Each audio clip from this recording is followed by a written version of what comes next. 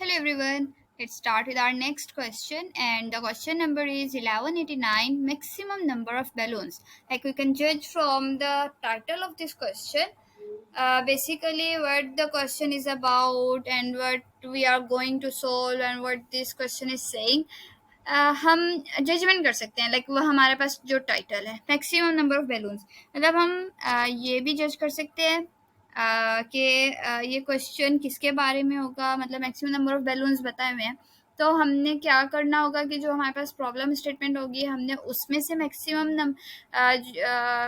Number of balloons count करने होंगे, या फिर हमने ग्रेटेस्ट नंबर को रिटर्न करना होगा, या हमारे पास जो मैक्सिमम नंबर्स ऑफ बैलून्स हमारे पास जो स्ट्रिंग में गिवन होंगे उसको रिटर्न करना होगा। तो एक हम इसको ज़्यादा इजी अंडरस्टैंड करने के लिए हम स्टेटमेंट की तरफ स्विच करते हैं कि हमारे पास क्या है, एक स्ट्रिंग टेक्स्ट के नाम से गिवन है और हमारा मेन गोल क्या है, what our main goal is, and our goal is to use the character of text. हमने उस टेक्स्ट स्ट्रिंग को यूज़ करते हुए हमने क्या रिटर्न करना है कि हमने ज़्यादा से ज़्यादा कि जितना पॉसिबल हो सकता है उस स्ट्रिंग में से वर्ड बैलून बनाना है, ठीक है। और हमारे पास क्या कंडीशन है कि हमारे पास ज़्यादा से ज़्यादा हम सिर्फ उस करेक्टर में से सिर्फ एक दफ़ा करेक्टर्स को यूज़ कर सकते हैं, और हमने रिटर्न क्या करना है, मैक्सिमम नंबर, और उस टेक्स्ट में से जितने मैक्सिमम नंबर ऑफ बैलून बन सकते हैं उसको रिटर्न करना है। अब हम एग्जाम्पल को देखते हैं, मतलब हमें ये एग्जाम्पल गिवन है टेक्स्ट वेरिएबल में जो स्टोर है NLAEBOLKO।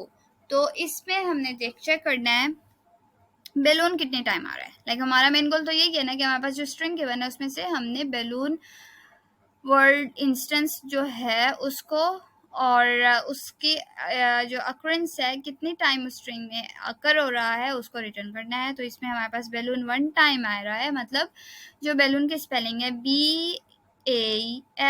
BALLOON, तो मतलब जो पूरे बैलून के स्पेलिंग इसमें 1 टाइम शो हो रहे हैं। तो अगर हम सेकेंड एग्जाम्पल को देखें तो यहाँ पे जो है हमें 2 दफ़ा बैलून वर्ड जो है वो नज़र आ रहा है। मतलब अगर हम इसको इस तरह सॉल्व करके देखते हैं, actually I solved this question 2 times before and I don't know where my recording is going, so I just recorded it again, and that's why this messy type of solution is showing here. हमारे पास क्या था कि basically ये text given है, let me check clearly. Okay, yes, this text is given and we just need to pick the balloon word from this given text. तो हमने सिर्फ वो वर्ड चूज़ कर लिए जो कि बैलून को फुलफिल कर रहे हैं और फिर हमने उसको बाद में रीअरेंज कर लिया। उस इसमें हम क्या अप्रोच यूज़ कर रहे होंगे कि हम इसको हैश मैप के through like frequency counting approach हम अप्लाई कर रहे हैं। मतलब हम चेक करते हैं अच्छा, हैश मैप का जो जिक्र किया, हैश मैप बेसिकली क्या होता है, हैशिंग क्या होता है कि hashing is basically it is a method that is use for storing और we can say like retrieving the data from the array. तो मतलब हमारे पास एक एरे गिवन है and we can just store the data the data we have given in the array. तो मतलब हमारे पास सर्च की होता है, we have methods for this, and hash table हो गया, हैश फंक्शंस हो गए, और फिर आगे फर्दर उसकी टाइप्स आ जाती हैं। लाइक अगर हमारे पास एक ही इंडेक्स पे अगर सेम जो हमारे पास डाटा है वो अकर हो रहा है तो वहाँ पे फिर कोलिजन अकर होती है। फिर उसको आगे फर्दर सॉल्व करने के डिफरेंट मेथड्स हैं, लाइक प्रोबिंग हो गया और लिंक लिस्ट चेनिंग मेथड हो गया, लाइक वो फिर आगे डिटेल में चला जाता है। तो हम इसको अभी ज़्यादा डिटेल में नहीं लेके जाते, हम इसको चेक कर रहे हैं कि बी हमने बैलून ले लिया जो कि हमारा वर्ड है। अब हमने उसकी अक्रेंस देख ली कि बी बेसिकली इसमें कितने टाइम आ रहा है, ए कितने टाइम आ रहा है, एल कितने टाइम आ रहा है, ओ कितने टाइम आ रहा है, एन कितने टाइम आ रहा है, ताकि हम जो हमारे पास टेक्स्ट है उसमें से इसको मैच कर सकें और फिर वही वर्ड हम एक्सट्रैक्ट कर सकें।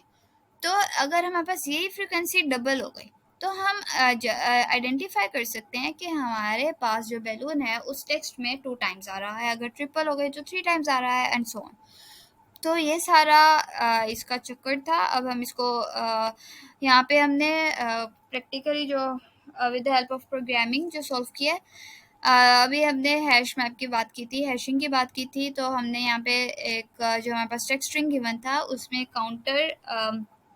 काउंटर जो कि हमने यूज़ किया हुआ है। काउंटर बेसिकली क्या है कि ये एक हम क्या कहते हैं इसे, एक बिल्ट इन पाइथन में बिल्ट इन डेटा स्ट्रक्चर है, जो कि हम that is use for counting the string and the number of occurrences in the given.